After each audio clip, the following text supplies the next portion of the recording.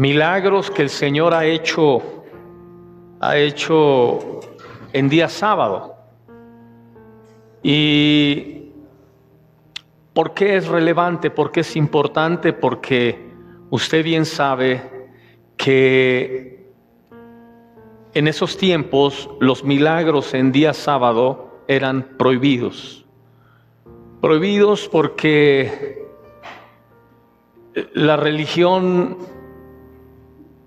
el ser humano, el gobierno humano lo prohibía. Porque en día sábado los médicos no trabajan y pues la salud o la recuperación o la sanidad de la gente no estaba permitida. Pero el Señor Jesús, como es su costumbre, el líder más grande que jamás haya existido en el mundo,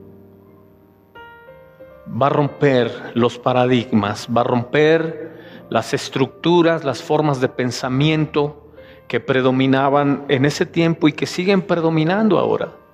Ahora todavía tenemos ideas y conceptos que frenan el mover de Dios, que levantan barreras, muros para que Dios se manifieste en nuestras vidas.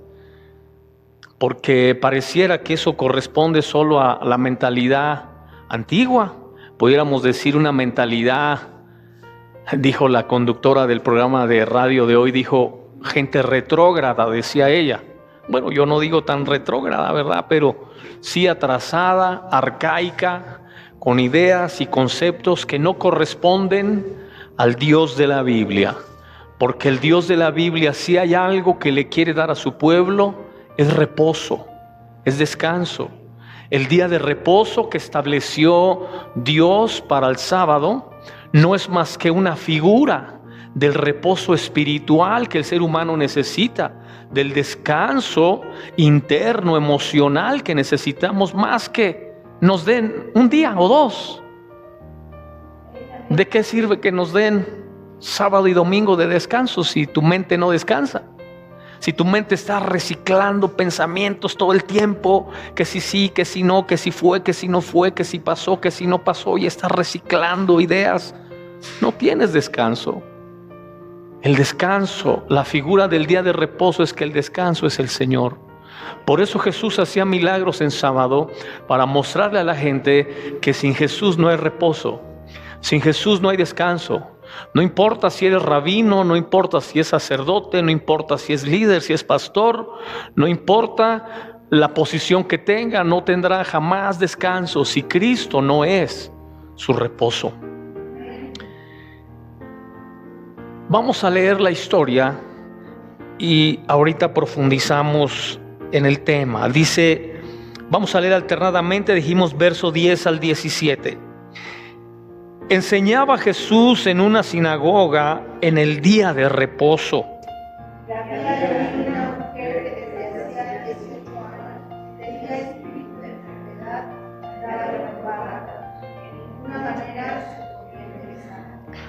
Cuando Jesús la vio, la llamó y le dijo: mujer, eres libre de tu enfermedad. Puso las manos sobre ella y ella se enderezó luego y glorificaba a Dios.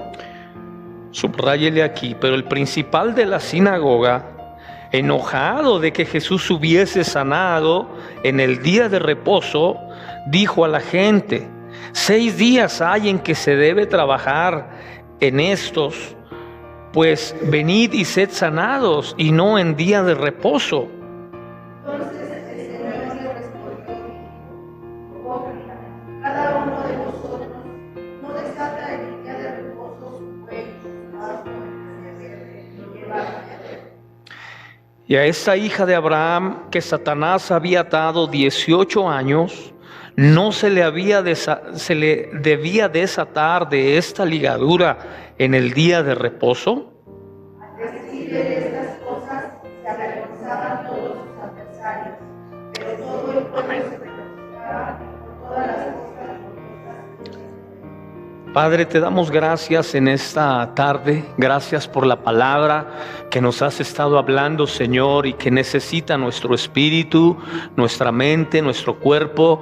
Necesitan ser llenados de este alimento, Señor, que necesita todo nuestro ser integral, Padre. En el nombre de Cristo lo recibimos con la seguridad, Señor, que va a producir fruto abundante, Señor, en nuestra vida y en todo lo que representamos cada uno de nosotros. En el nombre de Cristo, gracias te damos, Señor. Amén, amén. Un milagro más. Jesús sanó a un hombre de una mano seca. Sanó a un hombre paralítico.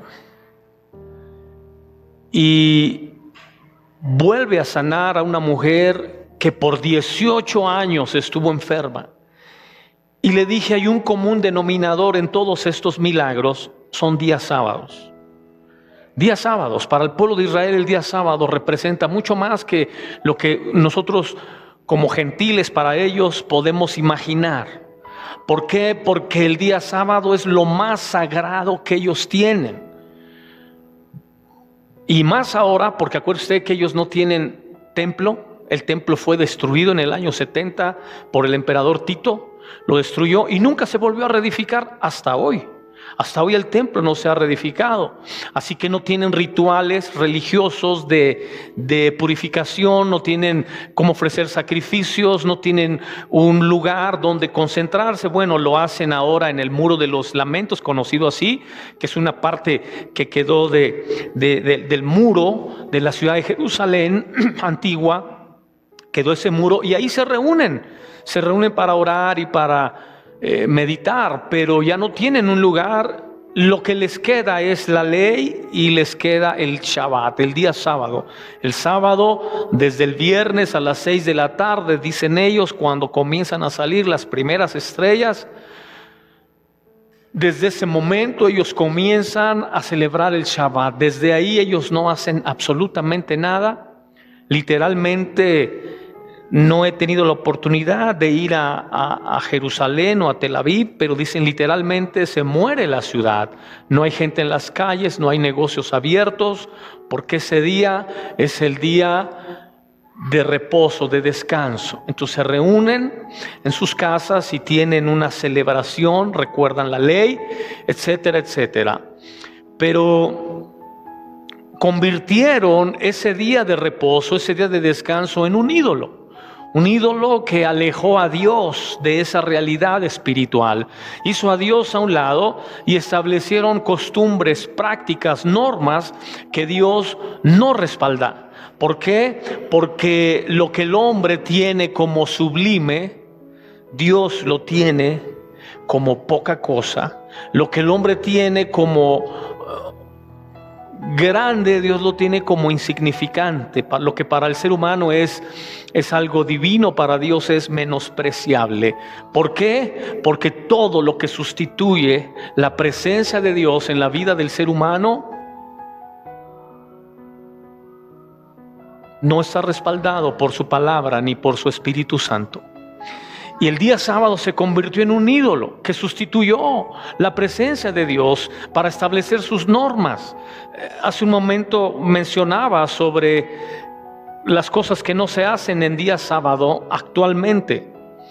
Actualmente, por ejemplo, las personas judías que practican esto, cuando van al sanitario, van al baño, ellos no pueden cortar pedazos de papel del rollo sanitario porque ese es un trabajo. Y está prohibido. Entonces, lo que hacen es que desde el viernes cortan pedacitos de papel y los apilan, así como cuando vamos a los baños públicos aquí que pagamos 5 pesos y que tienen los pedacitos de papel ahí apiladitos para tus 5 pesos y te dan tu cachito de papel. Así lo tienen. Porque si ellos toman del rollo y van cortando, eso es trabajar. Y eso está prohibido. ¿Está prohibido que las mujeres se vean en el espejo el sábado? Porque se ven en el espejo y se van a arreglar, se van a maquillar, y eso es trabajo.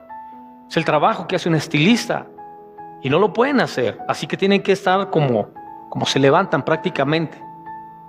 Y tú dices, esos extremos.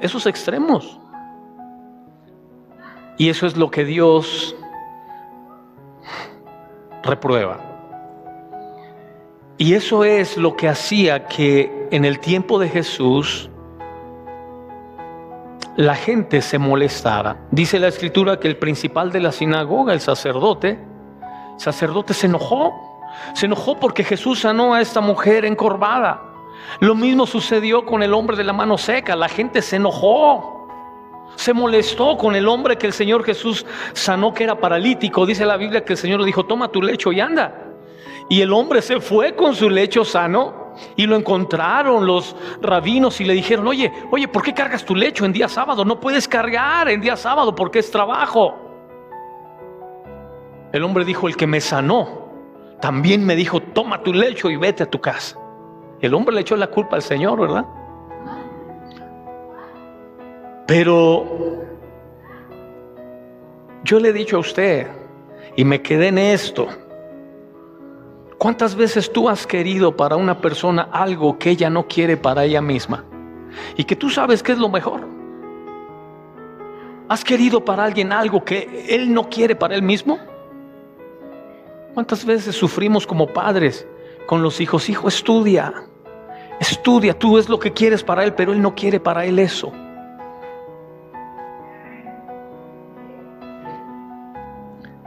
Hijo, no te cases. No es que tú no quieres que no se case, sino que no es el momento. Tú dices: hay otras prioridades, no te cases. Y muchas veces lo que tú no quieres para él, él lo quiere para él. Y lo que tú no quieres para él, él lo quiere. Y te duele. Eso es lo que está sucediendo en todas estas historias. Que Jesús quiere para gente cosas que ellos no quieren para ellos mismos. Que Jesús quiere manifestar su poder y su gloria, y ellos quieren mantenerse en una mentalidad religiosa, en una mentalidad arcaica que no produce vida, que no produce sanidad, que no produce prosperidad ni bendición. Y eso es triste, hermanos. Y nos pasa en todos los escenarios de nuestra vida.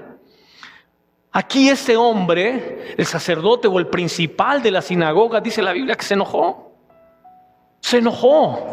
Y aquí aprende este principio, porque esa es la gente que muestra resistencia al poder de Dios, a la bendición de Dios, a los milagros de Dios, pero sigue existiendo hoy en día. Amén.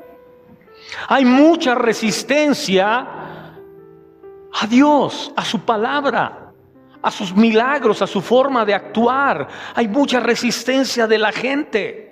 Pero escúcheme este principio: la persistencia rompe la resistencia. Diga conmigo: la persistencia rompe la resistencia. Dice la Biblia en el libro de los Hechos que la iglesia persistía en la oración, persistía en la lectura de la palabra, persistía en el partimiento del pan, persistía en la comunión unos con otros, persistía en predicar y en anunciar el evangelio. Esa persistencia rompió la resistencia. ¿Sabes por qué no se rompe muchas veces la resistencia que hay en tu vida de alguien o de algo? Por la falta de persistencia. Amén. En lugar de estar persistiendo en la oración, en la palabra, en la búsqueda de Dios, hermanos, estamos persistiendo en otras cosas triviales que no van a romper la resistencia que hay, la oposición que hay en tu vida, en tu trabajo, en tu economía, en tu salud. Amén.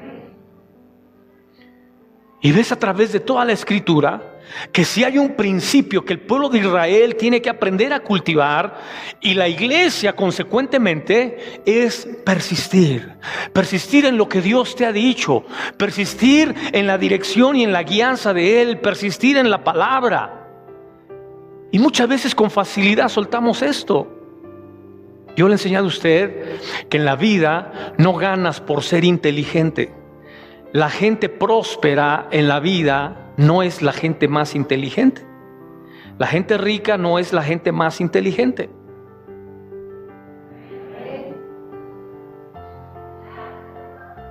Le he dicho: ¿por qué el león es el rey de la selva? El león no es el animal más inteligente. Las hienas son más inteligentes que el león. ¿Por qué es el rey de la selva? No es el más grande es el elefante. Puede ser 15 a 20 veces más grande un elefante que un león. ¿Por qué es el rey de la selva? La gente más rica en el mundo no es la gente más inteligente. Ni los reyes son los más inteligentes. Pero hay algo que lo hace ser rey. Y hay algo que los hace estar ahí. Y es persistir, persistir, persistir. Bill Gates, el hombre más rico del mundo, un día soñó con un mundo sin que se usara papel. Y hasta hoy sigue siendo su sueño. Oficinas, escuelas, lugares que comúnmente se usaba y se consumía el papel, soñó que no existiera. Y persistió hasta que prácticamente hoy podemos decir que hay universidades donde no se usa el papel. Van con tableta los maestros y los alumnos, todo es sistematizado y no se consume papel. Pero fue un hombre que persistió en algo que él creía que era lo más viable y se dedicó a eso y creó sistemas o creó la computadora y programas que pudieron producir esta forma de pensamiento que en algún momento él creyó para todo el mundo. Si había algo que hacía que la iglesia creciera y se multiplicara, era este espíritu persistente que tenían hacia la resistencia. Mientras más me resistes, más voy a persistir. Mientras más te resistes a la verdad, más voy a persistir en ella. Mientras más te resistes a lo que he creído de Dios, más voy a persistir. Vivimos días y tiempos donde la gente que creía una cosa hoy ya no lo cree. La gente que tenía algo ya no lo tiene. La gente que pensaba algo acerca de Dios, hoy duda de lo que pensaba hace tiempo. ¿Por qué? Porque dejó de persistir. Persistir. Si hay algo que rompe la resistencia, es la persistencia. No importa la edad que tengas. No importa cuánto tiempo hayas resistido. No importa cuánto hayas luchado. Se va a romper la resistencia. Escuché lo que le estoy diciendo, se va a romper. Y yo creo que este tiempo ha roto mucha resistencia. Mucha resistencia que había en diferentes aspectos de nuestra vida, en diferentes aspectos de la sociedad, de la iglesia. La persistencia ha roto muchos muros, muchas ataduras que había. Jesús iba a romper con esa resistencia que había hacia el mover de Dios. Había en el pueblo una resistencia tremenda. Jesús usa varias veces ejemplos. Bueno, ¿qué no el día sábado es un día para hacer cosas buenas? ¿Qué de malo tiene sanar a una persona? Y aquí vuelve a usar otro ejemplo. Y usa los animales. ¿Quién el día sábado, si su animal tiene sed, no le da de beber? ¿O quién no desata el animal para llevarlo a comer? ¿Quién no hace eso? ¿Cómo puedes prohibir algo tan noble? La resistencia es así. La resistencia llega un momento donde las cosas más nobles y más loables en la vida se convierten en sus enemigos número uno. Hoy la iglesia es el enemigo número uno de las Naciones Unidas y de los derechos humanos, porque somos la gente que creemos en la verdad. El mundo dice la verdad no existe, todo es relativo. Y cuando aparece alguien que dice la verdad sí existe y te lo demuestro bíblicamente, históricamente, científicamente que la verdad existe y que es real, y entonces la iglesia tiene que persistir, pero muchos han dejado de persistir y la resistencia los ha vencido. Jesús está aquí resistiendo resistiendo al principal de la sinagoga, un sacerdote que no tenía descanso. Usted sabe que los sacerdotes no descansaban. En el tabernáculo, nunca un sacerdote se podía sentar a descansar, nunca. No había bancas y no había sillas, no había dónde sentarse, porque los sacerdotes no tenían descanso. Porque el verdadero sacerdocio es Cristo, dice Hebreos. Dice Hebreos que tenemos un sumo sacerdote, el cual se compadece de todas nuestras debilidades, un sumo sacerdote perfecto, un sumo sacerdote que realmente produce en nosotros el descanso que necesitamos. Hermanos, como sacerdotes, usted es sacerdote en su casa, de su familia, como hombre, como mujer de hogar, usted es sacerdote ahí. Y si no tiene familia, es sacerdote de su propia vida. Espero que no lo haya convencido de derechos humanos y que no llegue a estas alturas y diga: yo soy dueño de mi cuerpo y yo decido sobre mi cuerpo. Usted no es dueño de su cuerpo. El dueño de su cuerpo es Dios, no usted. Porque esas tonterías se las dicen a los chamacos y y lo que nos dicen a los papás es: tú no puedes decirme nada porque yo soy dueño de mi cuerpo. Usted no es dueño de su cuerpo, Señor. Dueño de su cuerpo es Dios. Así que usted no puede hacer lo que quiera con su cuerpo. Usted tiene que hacer lo que sea con su cuerpo que Dios le diga que haga. Ahora, usted como sacerdote en su casa, sacerdote de una familia, si hay algo a lo que hemos sido llamados es a tener reposo y descanso como sacerdotes. Amén. ¿Cuántos descansan como sacerdotes, como padres, con sus hijos? Decía mi abuela, hijo, cuando los hijos van creciendo, los problemas van creciendo con ellos. Y yo decía: yo no creo que eso diga la Biblia. Eso dice mi abuela y eso dice la gente de antes, que los problemas con los hijos se van haciendo más grandes y que nunca dejas de tener problemas porque los hijos te los van haciendo más grandes. Yo digo: bueno, eso no dice la Biblia. La Biblia dice que tú eres un sacerdote, pero un sacerdote que pertenece al sacerdocio de Jesucristo, no el de Aarón. El sacerdocio de Aarón es un sacerdocio que nunca descansa, que nunca reposa, que nunca tiene paz, que nunca tiene tranquilidad. Está viendo que el Señor está haciendo milagros y en lugar de alabar y adorar a Dios, se enoja y sigue sufriendo. Amén. Cuando tus hijos cumplen 18 años, desde ahí tú tienes que decirle: Señor, hasta aquí la ley me ha autorizado sobre ellos tener control, dominio. Pero después de los 18, si el Señor se quiere ir, si la señorita se quiere ir, lo pueden hacer legalmente. Legalmente. Tú no puedes detenerlos porque entonces te pueden acusar a ti de secuestro. Él se puede ir. Amén. Para que no se complique la vida. Le estoy hablando en términos legales, porque si le hablo en los espirituales va a ser peor.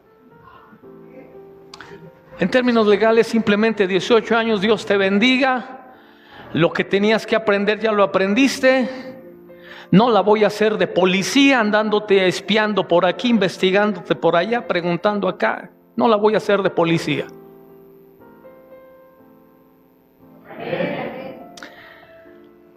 Nos cuesta como papás. Pero en Estados Unidos, que entienden esto mejor que nosotros, cuando sus hijos cumplen 18 años, ellos hacen la maleta, los papás hacen la maleta. Búsquele. Pero es que no tengo, búsquele. Pero es que dame chance un tiempecito más, búsquele. Y tú dices: ¿a poco esos papás no tienen sentimientos como nosotros? Sí los tienen, pero ellos entienden esta verdad.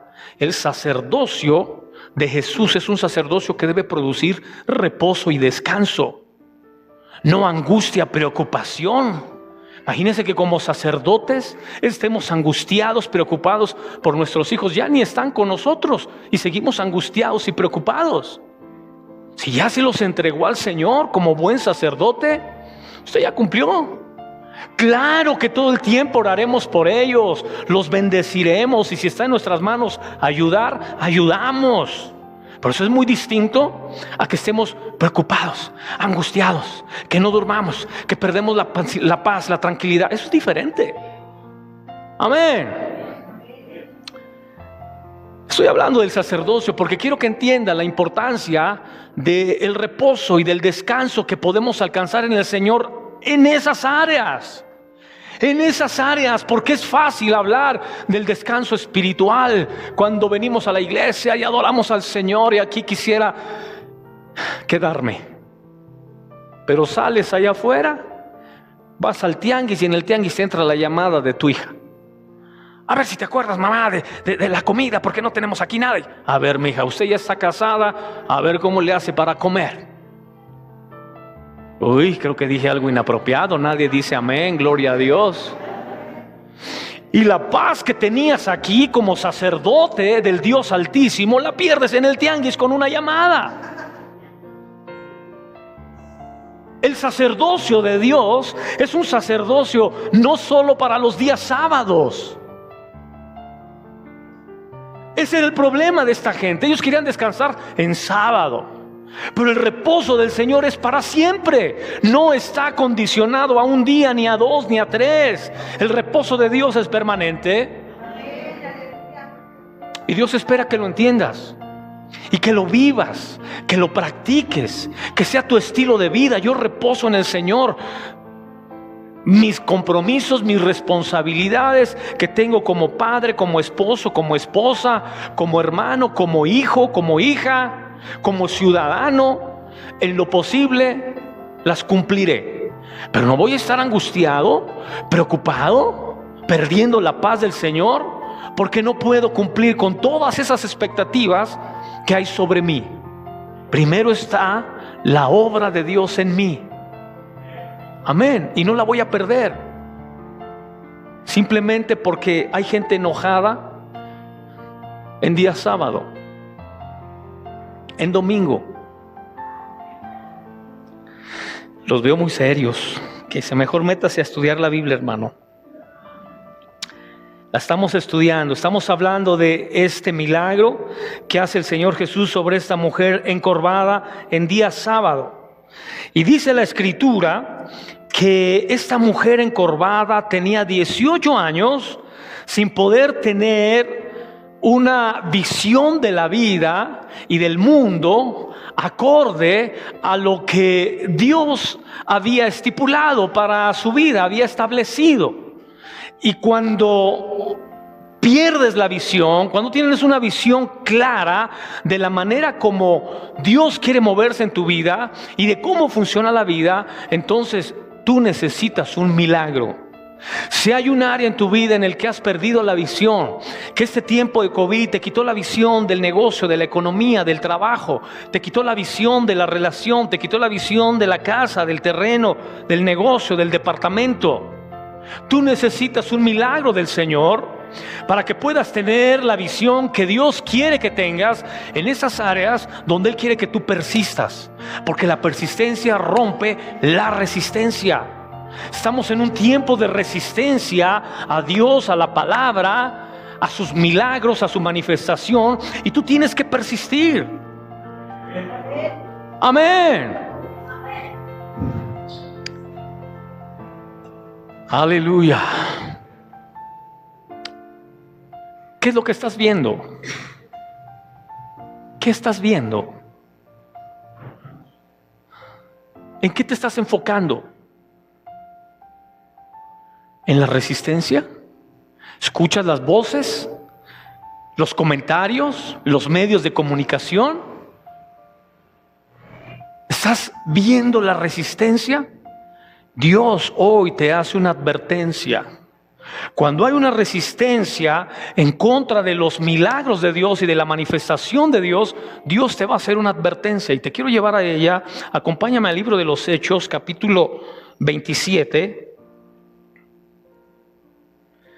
Hechos 27, verso 9 9 y 10, vamos a leer después varios versos de aquí, pero 9 y 10, inclusive la Biblia, bueno, la mía, que es la plenitud, tiene un subtítulo que dice advertencias de Pablo, que es ignorada. Verso 9: y habiendo pasado mucho tiempo, y siendo ya peligrosa la navegación por haber pasado ya el ayuno, Pablo les amonestaba, diciéndoles: varones, veo que la navegación va a ser con perjuicio y mucha pérdida, no solo del cargamento y de la nave, sino también de nuestras personas.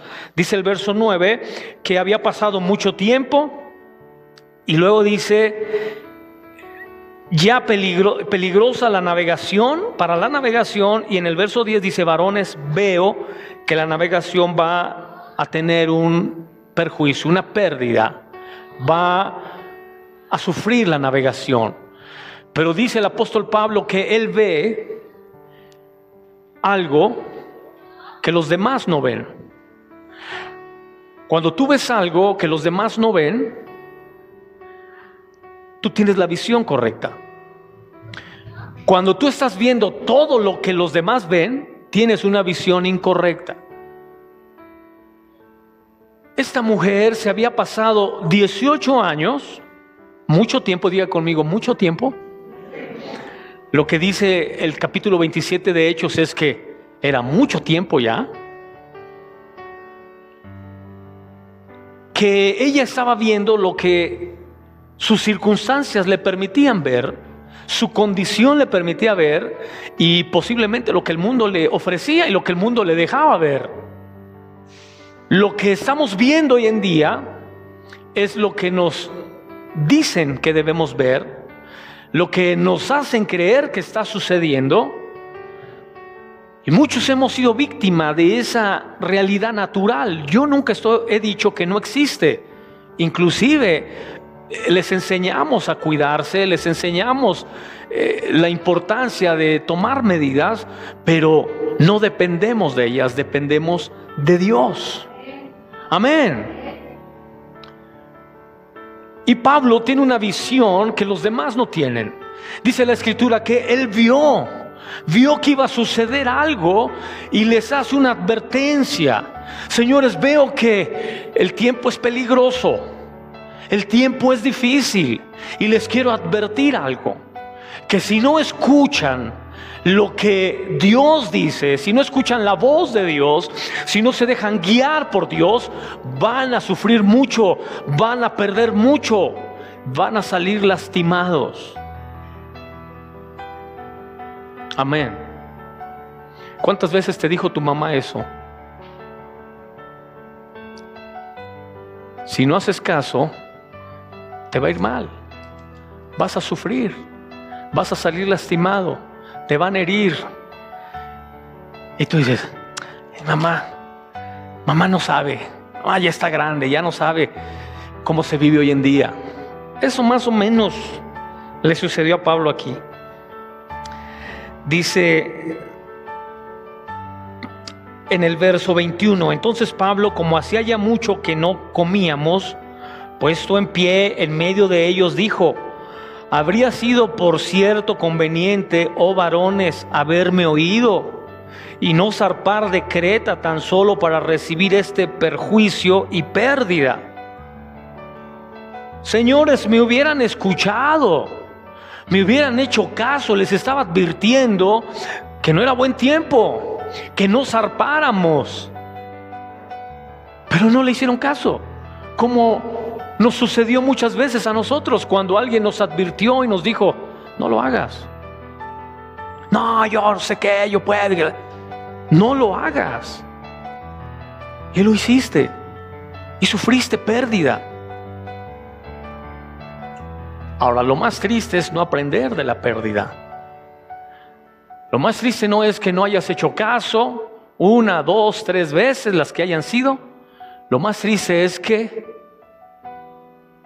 no aprendas de la pérdida, porque se te advirtió, porque se te dijo el peligro, el riesgo en el que estabas, y no hiciste caso. Eso sucedió en esta historia. Pablo les está advirtiendo, él ve que va a suceder algo terrible, terrible con toda la tripulación, con la nave.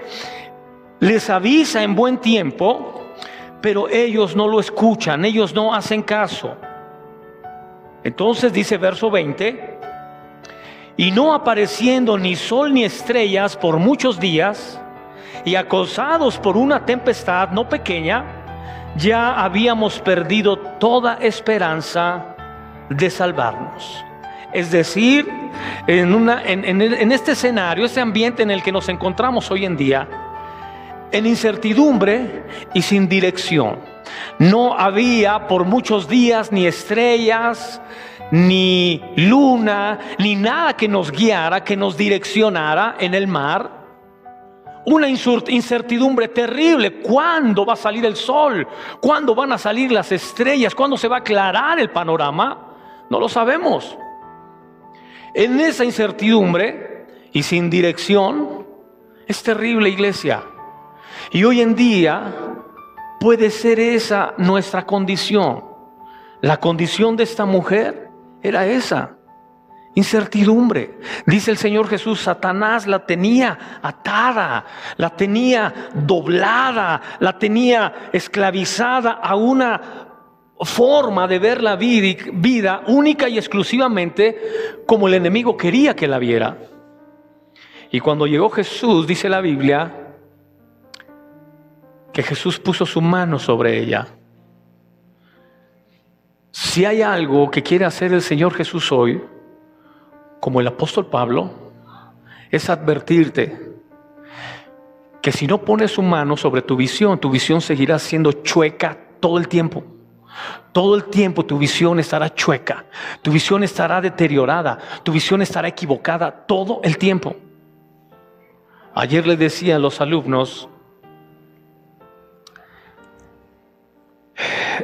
sobre un hombre que Howard Hill, que era el tirador en la historia de arco más famoso y reconocido que haya existido hasta hoy. Howard Hill tenía la facultad para tirar con su flecha y matar osos, leones, con una precisión que hasta hoy no ha existido otro tirador de arco con esa precisión.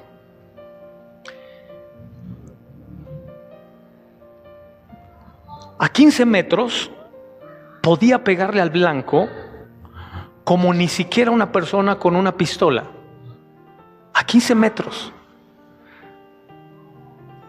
Y después de tirar y pegar en el blanco, tenía la facultad de tirar una segunda flecha y pegarle a la primera y partirla a la mitad. Esa era su facultad, su habilidad, su capacidad.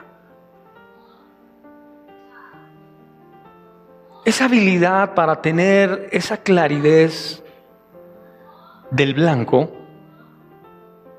solo la puedes tener a través de Dios. Si no, siempre tu visión estará equivocada, estará chueca, distorsionada. No importa la edad que tengas, no importa la circunstancia en la que estés. Conozco gente anciana, vieja, que tiene una visión chueca. Porque a veces decimos, no, eso es para los jóvenes, que ellos apenas están aprendiendo, están madurando, están creciendo. Ellos en lo que aprenden van a ubicarse. Pues yo conozco gente de 70 años tan desubicada como un chamaco de 15. Y tú dices, ¿cómo? Un hombre de 70 años igual de desubicado que un chamaco de 15, igual.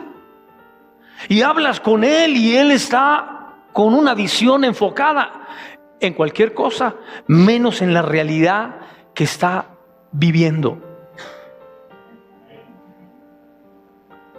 Y hoy el Señor quiere tocarte y enderezarte la visión.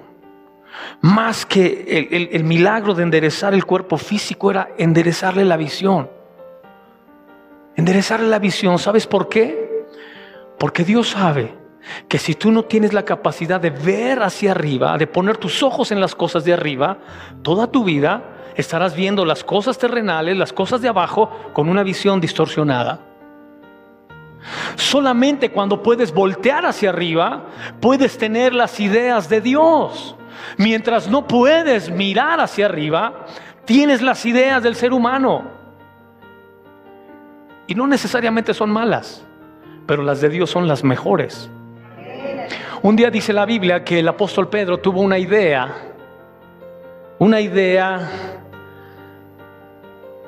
para el Señor Jesús. El Señor Jesús les comenzó a decir, en el Evangelio de Mateo, les comenzó a decir lo que le iba a acontecer. Les dijo: es necesario que yo padezca en Jerusalén, etcétera, etcétera.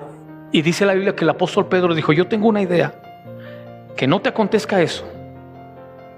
Podemos hacer algo para que tú no pases por eso. Y dice la Biblia que Jesús le dijo: apártate de mí, Satanás, porque no tienes tu mirada en las cosas de arriba, sino que tienes tu mirada en las cosas de los hombres, en las cosas que son de la tierra.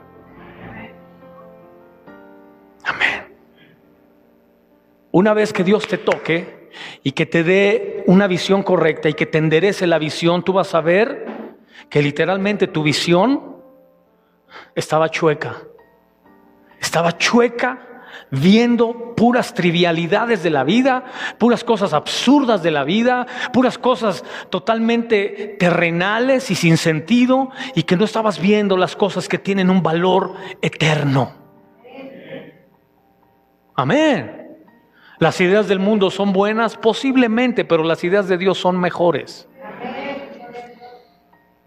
¿Cuántos quieren que hoy el Señor los toque y le enderece la visión?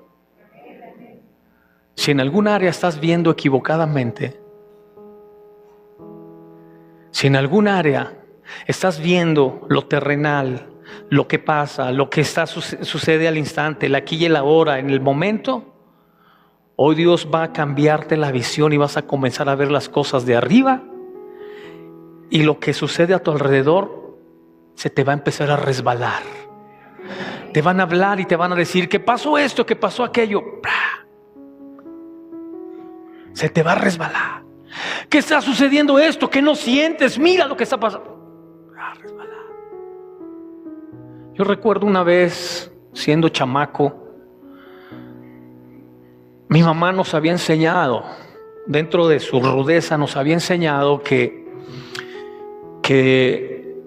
lo que no se aprendió en casa y que no se nos enseñó incorrecto, no lo hiciéramos, y que si lo hacíamos y sufríamos las consecuencias, no contáramos con ella para nada. Y yo pensé que no la iba a cumplir. Y un día uno de mis hermanos, el tercero, estaba tomando en la esquina de la cuadra donde vivíamos con otros amigos, y pasó, en aquellos tiempos le decían la racia. Pasó la racia y los levantó y se los llevó y los encerró. Y las mamás de los vecinos que estaban en los separos, todas fueron a ver a sus hijos. Y fueron con mi mamá y le dijeron: Juanita, ¿no va a ir a sacar a su hijo? Y salió mi mamá y les dijo: yo no le enseñé a mi hijo a ser borracho, no le enseñé a andar en la calle haciendo ese tipo de cosas, no tengo por qué ir. Nunca iría, les dijo, nunca iría a una prisión a ver un hijo mío yo, porque yo no le enseñé eso. Las señoras se fueron así, miren, y se las cumplió, porque ella no fue, y las demás fueron a sacar a sus hijos, y por ahí se trajeron a mi hermano. Y mi hermano decía: ¿por qué no fuiste por mí? Nunca lo haré. Nunca iré a esos lugares, porque esa clase de vida yo no te enseñé. Tú te metiste ahí, tú salte ahí. ¿Es muy rudo? ¿Se le hace ruda a esa persona? Pues la vida es más ruda que mi mamá. La vida todavía es más fuerte que eso que te estoy diciendo.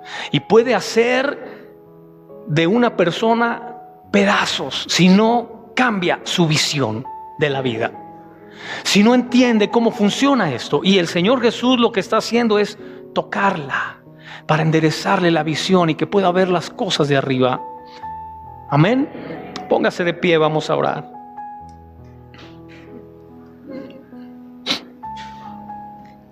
Gloria a Dios.